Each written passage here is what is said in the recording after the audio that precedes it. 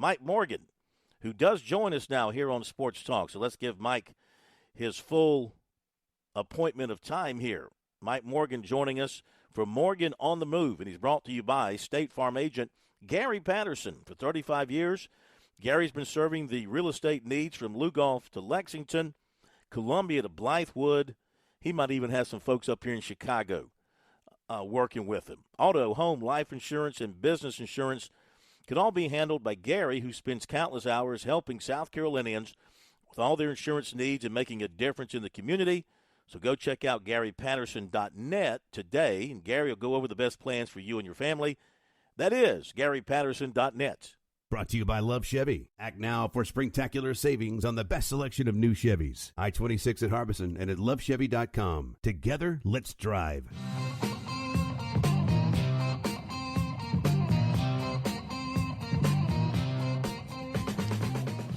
All right, Mike Morgan with us on Sports Talk, his Thursday night get-together with us. Welcome in, Mike. Great to have you with us once again. So, did you know Jim Schlossnagle very well from your times calling baseball games? And what do you think of how he handled this whole situation from maybe how you know him? I don't know him as well as the rest of the SEC coaching fraternity because he hasn't been around the SEC that long. I knew of him at TCU, probably worked one or two of his games at A&M. Always impressive. You know, a lot of the post-COVID games were not in person. And, of course, that trend has kind of continued. But, you know, you'd go on a Zoom call for about 30 minutes. He was always great with his time and always affable with us. So, you know, that doesn't mean anything right now to an A&M fan because it's not how good you are with the media, which he's got that skill down pretty well. It's more about, okay, where's the loyalty? And I get it. Like, I understand, you know, why some of these fans would be considerably upset. It's all time coach, right? Like, I mean, we were talking about this the other day, like, how often do you see a coach leave after a very successful season, mind you, for your in-state rival, I mean, it's almost unprecedented. It really is. So, massive story. I think everybody was turning their attention to Tony Vitello and wondering if that was going to be a bidding war.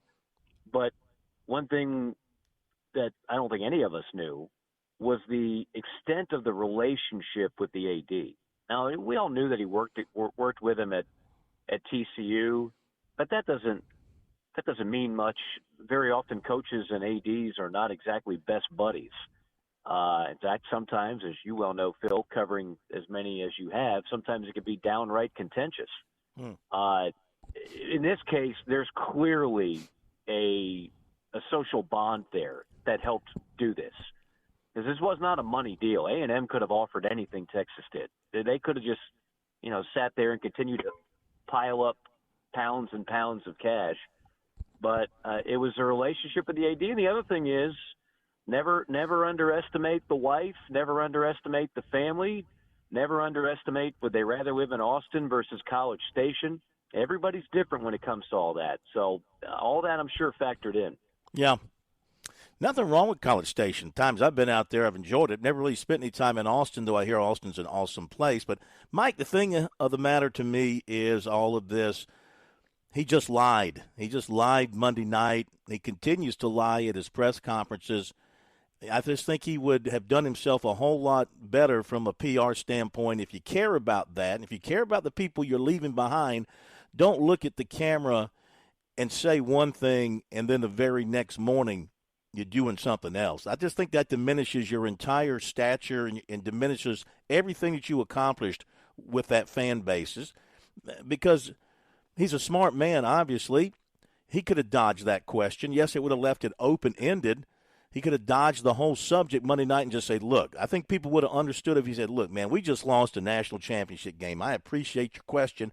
I know what's being reported out there, and I've just got to focus on my kids and losing this game right now, and I'll get back to you on that. He could have done that, and everybody would have said, okay. And then if he leaves and he explains why, I think it would have been understood. But instead, he created an entire firestorm as a result of it. Yeah, and that's gonna stay with him for a while. Nothing you said is wrong. I do think, regardless if he handled that as well as people would have liked to have handled it, I still think A&M fans would have been ticked off because it's really hard to live with that. It's really hard to live with the fact that they went all out to get him from TCU and gave him everything he wanted. They got $80-something million going into Bluebell Park, which is already a nice stadium, by the way. Mm-hmm. Yeah, I've been to Austin Stadium and I've been to Bluebell, and I'm going to tell you, advantage Bluebell for me. It might just be personal preference, but they gave him everything, and then he still said, "Nah, I'm going to go to your arch rival." Yeah. That's hard. There's no graceful way to do that, and that's going to stick in the craw of Aggie fans for a long time. Well, I get the thing, and you mentioned it at the very beginning, relationships. I get the relationship with the AD at Texas, Del Conte. They go way back, and A&M's bringing in a new guy. I think I read a note where Schlossnagle was on the committee for hiring a new AD and was not in favor of Trev Alberts. So maybe that has something to do with it. Maybe they were already had a little bit of a singed relationship, and he just saw a safer haven for him with this guy at Texas. Be that as it may, where do you think Texas A&M is seriously looking for their next head coach? I mean, again, I don't think he's leaving, but I'd be shocked if they don't kick the tires on Tony Vitello. The same suspects come up for all of these types of jobs.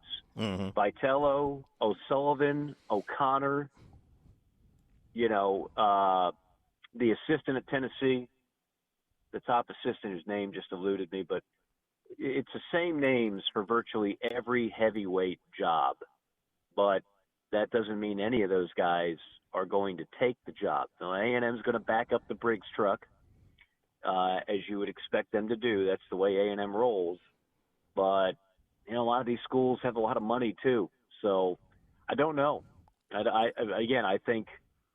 think those tires have all been kicked, and then it's a matter of who shows you interest back, who reciprocates, and then, you just try to get the best guy that you can for the job. Now that it's over, what about Tennessee's season? A worthy national champion without question. Have they built I'm not going to say a dynasty type of program, because the way rosters turn over so much these days, who knows who you're going to have the next year. But, I mean, the roots are planted deeply now there in Knoxville. And how long can we expect Tennessee to remain a nationally elite program? Are they here for the long run? Could they do a Gamecock type of thing of a 2 or 3 year run to a national championship appearance? It's a great question. I mean, they've been to Omaha 3 out of 4, and the 1 year they didn't make it, they were the number 1 team in the country for about 2 months. Yeah. So what they have done here in this 4-year stretch is pretty impressive. But just as Carolina has learned and other programs have learned, there's no guarantee that you stay at the top. There's a lot of turnover in baseball. The portal now can work with you and it can work against you. NIL money is a major X factor, and everybody's dealing with a different set of resources there. So I don't know. I mean, I don't think they're going south anytime soon, but are they a lock to be back in Omaha next year? No. There's no such thing. There's no such thing.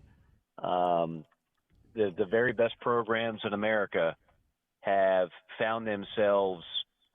I mean, the most extreme example is Ole Miss winning a national championship, and next year they don't make the tournament. Yeah. This past year, LSU barely, the reigning champions, barely made the tournament. Florida, the reigning runners-up, barely made the tournament. So every baseball program, unlike football, and in some cases, unlike some basketball programs, you're going to have that setback year. It's just a matter of when it comes.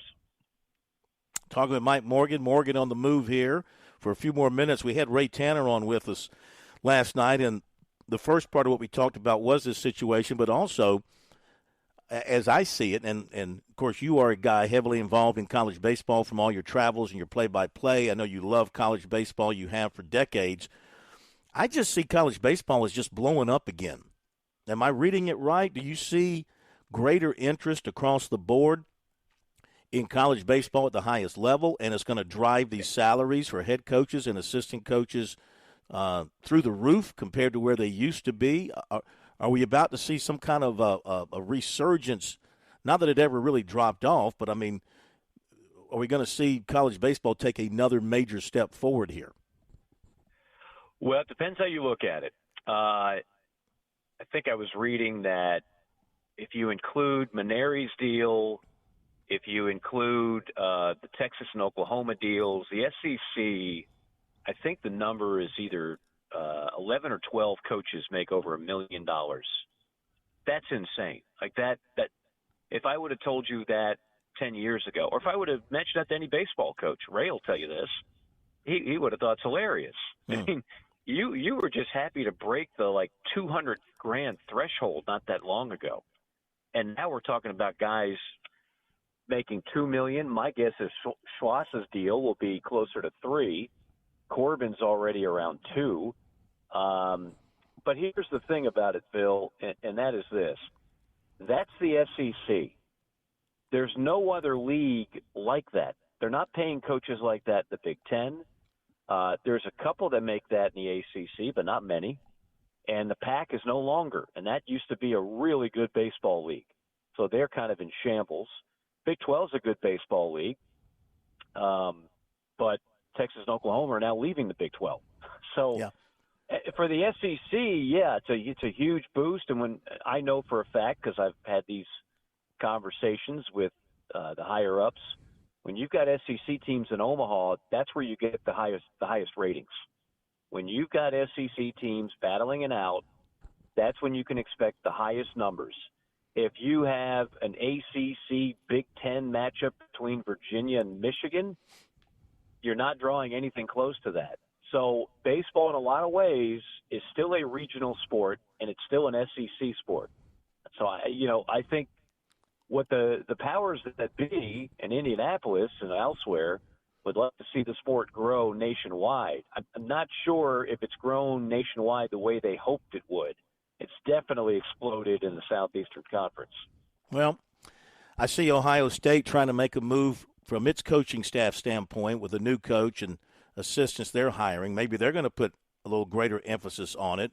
Michigan has been there before under Eric Bakich, but they keep losing players. Purdue lost a terrific prospect to Clemson. These Big Ten teams, if they can't hold on to their best talent, it's going to be hard for them to come back and be factors. I would say the West Coast has got to pick it up. Southern Cal, Oregon, UCLA, Arizona State, those programs have probably got to start getting back to Omaha to kind of spread the joy a little bit. Would you say the West Coast has got to step up and get it done a little bit more? I would say the West Coast has to pick it up in every sport. Yeah. I mean, where has West Coast football gone? Obviously, Washington is the exception, and they're not in the pack anymore. Yeah. Oregon, they're not in the pack anymore. These are good programs, and baseball is Oregon's good in baseball, but again, they're not pulling their weight overall. And it used to be, sadly, I remember the 2004 Cal State Fullerton team that denied one of Carolina's best teams by far, and easily could have been a national champion in 2004. Ray could be sitting on 3 titles. But Fullerton was a legitimate foe, and they overworked a kid's arm. It's a whole other story. But it wasn't uncommon to see a Big West team go to Omaha. Yeah. Hell, in a super regional a few years ago, I called Cal Santa Barbara beating Louisville, the number 2 national seed. Mm-hmm. The University of Cal Irvine made it to Omaha. That's how Serrano got the Tennessee job. So, but we're not seeing as much of that anymore. I mean, the fact that it was 4 SEC, 4 ACC schools, that's kind of, it seems like where we're trending. And I don't know if that's good for the growth of the sport, but it's certainly good for the fans of those teams and certainly good for the commissioners of those leagues. All right. I'm in Chicago, so, family business, but the Rolling Stones are here tonight at Soldier Field. I'm having brunch with Mick in the morning. Anything you want me to share with him? Any thoughts on the Rolling Stones and their fabulous career that maybe affected your life in some way? Yeah, I guess I would like to know is Keith Richards a snorer? I mean, here's a guy who is defying father time. He's looked like about 97 for about 37 years. They all have. And yet he's still going strong. He's probably done enough drugs to replenish Central America in the 1980s. Like I want to know his secrets. So yeah, does he snore at night? What's his routine? Does he have a smoothie, or does he have like I don't know, some type of drug cocktail? I want to know what makes that guy tick. I'll see what I can find out and report back to you. Please get to the bottom of that. Do your best reporting like you have for all these years. Yes, indeed. Thank you, sir. Have a great rest of the week. And let's see. No show next Thursday. I'll have to get with you and see what you want to do next week because we're off on Independence Day, respecting Americans, and I'm sure you're doing the same thing. I am doing that. I'm hosting the afternoon show in Atlanta next week, with the exception of that day. So I might be out of pocket next week, but we'll calibrate. We'll figure it out. Thank you, sir. Have a great weekend. Okay. All right, buddy. You guys see ya. Take care. Thank you. Mike Morgan. Morgan on the Move. You can hear him everywhere. Chief Sports app on the Big Spurs Show. You can hear him in Atlanta. You can hear him here on SportsTalk. If there's a yakking opportunity out there to talk sports, Mike is your man. What would you say to Mick Jagger if you could have breakfast with him? I mean, Nothing. Really, it would be, nothing. I'd just sit there and be quiet. Well, I mean, I know you would be intimidated. I would not be intimidated. Oh, you got moves? moves? I would say. Do you have moves like Mick Jagger? Well, I wouldn't try to, one-up him or anything. I'd be like, man, how do you still – he's 80-something years old. I'd like to see you try, Phil. You know? If I'm going to be honest, I'd like to see you try that. I mean, these guys started doing their thing back in the 60s. And they're still, as they say, rocking and rolling. And, Keith Richards, I mean, those guys, they do look like they do look like death warmed over in some ways, but they can still get up on stage and make it happen. So it'd be kind of cool to have lunch with them. But that I'd prefer, my personal taste is more Beatles. So you go back to that rivalry thing. Arnie had Jack, Celtics had the Lakers, Yankees had the Dodgers, Beatles had the Rolling Stones. You had to decide who you liked the most. I was a Beatles guy. So give me Paul McCartney. I'd love to sit down and have lunch with Paul McCartney. Now, that would be really cool. Okay, going to hit the break. We'll be back. Recruiting is coming up. A lot of recruiting is coming up. Don't go away.